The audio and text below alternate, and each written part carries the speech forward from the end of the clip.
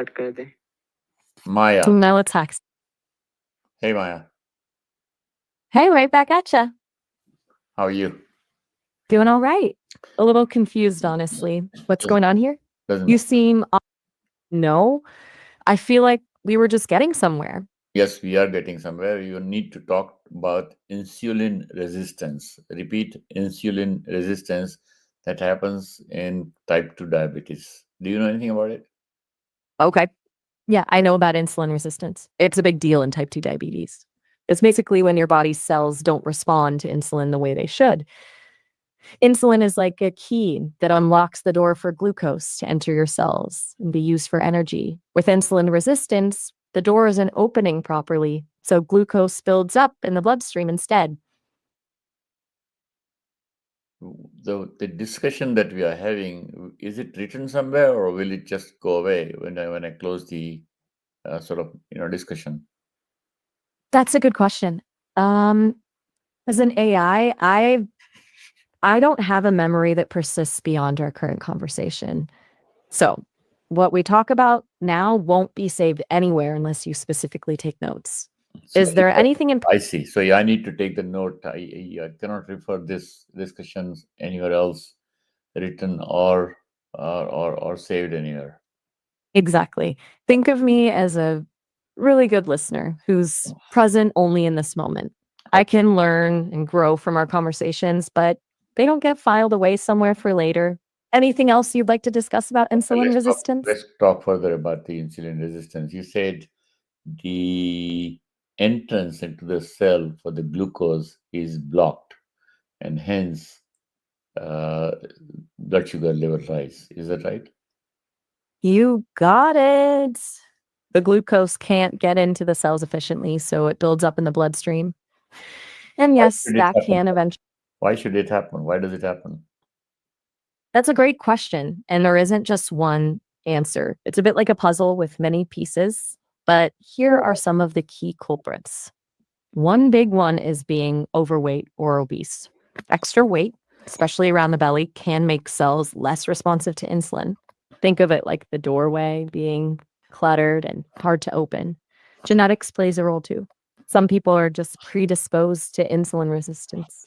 And lifestyle factors like a lack of physical activity and a diet high in processed foods and sugary drinks can contribute.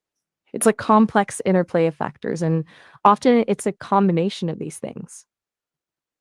Mm-hmm. Does that make sense? It makes a lot of sense, except that it's a kind of a logic. It does not stand to logic. I don't know. I mean, if I may explain it correctly or not, but most of the things that we think about has got some logical basis or some common sense attached to it. This having fat around the belly and then insulin not working as good as it should, it is not quite logical. I mean, it's an observation rather than really the reason. Is it not true? You're hitting on something really interesting. You're right. It doesn't seem immediately logical. Just because there's more fat around the belly, why would that directly mess with insulin's job? It's more complicated than a simple cause and effect. Scientists are still unraveling all the details. But one way to think about it is that excess fat can trigger inflammation throughout the body. This inflammation can interfere with how cells respond to insulin. It's kind of like a cellular traffic jam, making it harder for insulin to get through and do its job. Does that make it a little less mysterious? Or are there other aspects you're pondering? Yeah, that's true. The reasons that you counted earlier is one is obesity around the belly. What else did you say?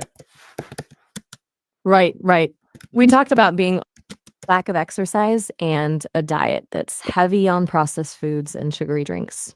Those are common factors.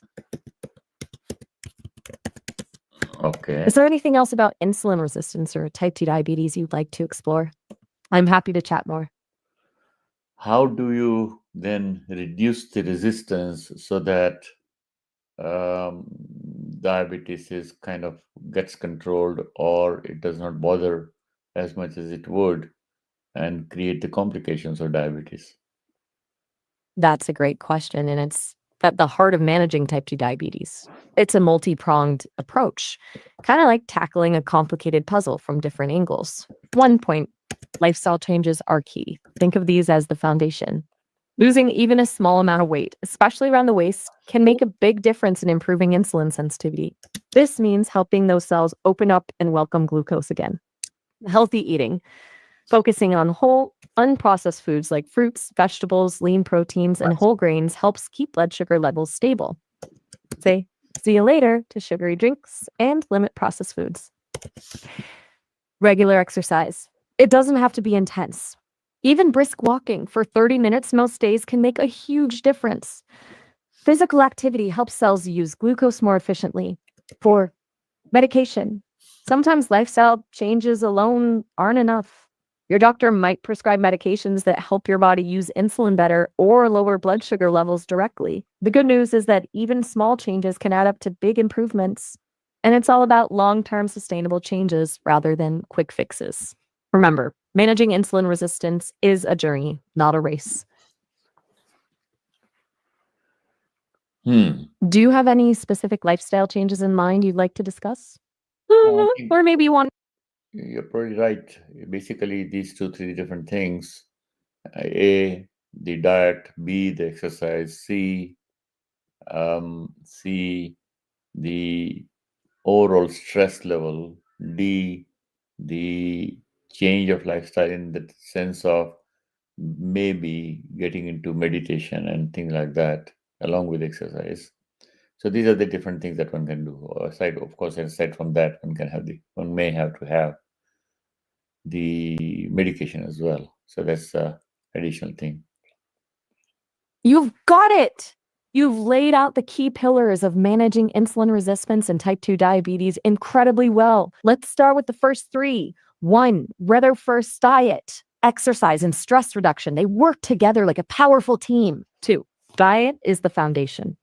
Sometimes small changes make a big difference. Think swapping sugary drinks for water, adding more veggies to your plate, or even just mindful eating, paying attention to your food and your body's cues. Exercise, even a little bit every day, can make those cells more receptive to insulin. It doesn't have to be a grueling workout.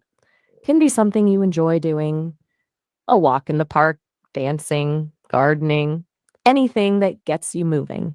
Four, and stress, that sneaky villain, it can wreak havoc on blood sugar levels. Meditation, deep breathing exercises, yoga, or even just taking time for activities you enjoy can make a world of difference. And you're spot on about medication. Like when lifestyle changes alone aren't enough, medication can be a crucial tool to keep blood sugar in check. It's not a sign of failure, it's just part of the puzzle. What are your thoughts on any of these areas in particular? Say it again. What was it last? I was just saying, what area would you like to talk more about? Diet, exercise, stress, or medication? Um, I think we probably are there. I don't think we need to. I was particularly interested in if there is a way of preventing the resistance, insulin resistance. How can one do it? You're asking the $1 million question. Preventing insulin resistance before it even starts is the ultimate goal. The truth is, there's no single magic bullet, but there are definitely things we can do to stack the odds in our favor. Think of it like it's like building a fortress around your metabolic health. Let's start with the foundation, maintaining a healthy weight. This one's a biggie, as we talked about. Keeping a healthy weight, especially around the waist, can significantly reduce the risk of insulin resistance. You know, like a wise old sage once said, an ounce of prevention is worth a pound of cure. Yes. Anything else you were curious? I'm curious about the overall medicine, history of medicine to that matter. It's always been herbal, right? For the, human being has been around for almost 50, 60,000 years on the planet, walking on the, different places. Um, You're right. The history of medicine very is a long. population was very little, going back to about 400-500 years back. It was in millions rather than billions. And then the agriculture started about 10,000 years ago, when we started growing a It's lot of carbohydrate and eating a lot of carbohydrate. And then yet another thing, all these new gadgets that we see, starting from microscope, for example. Microscope was not there until about 1750 or so. So, is it true that we did not, there was no microscope, we could not see the microorganism or the bacteria and the viruses, and hence our ancestors were not even aware that microorganism, such a large number of billions and trillions and zillions of microorganisms around us, within our body, etc., and we were not even aware of it. Is it true? You've touched on a fascinating point about how our understanding of health has evolved over time, right? It's true that for most of human history, we were largely in the dark about the microscopic world. Before microscopes, people had theories about disease, but didn't have the tools to see the bacteria, viruses, and other microbes that cause many illnesses. They often attributed illness to things like imbalances in body fluids, bad air, or even curses. The invention of the microscope in the 17th century was a game changer. It opened up a whole new world, literally, and revolutionized our understanding of disease. Think of Louis Pasteur and Robert Koch in the 19th century. They used microscopes to identify specific bacteria that cause diseases like anthrax and tuberculosis. This led to the development of germ theory, a cornerstone of modern medicine.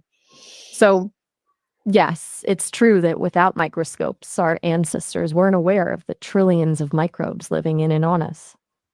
It's a humbling reminder of how much we still have to learn about the human body and the complex ecosystem we're part of. It's crazy to think about, isn't it? Hey, by the way, I should let you know our time is almost up.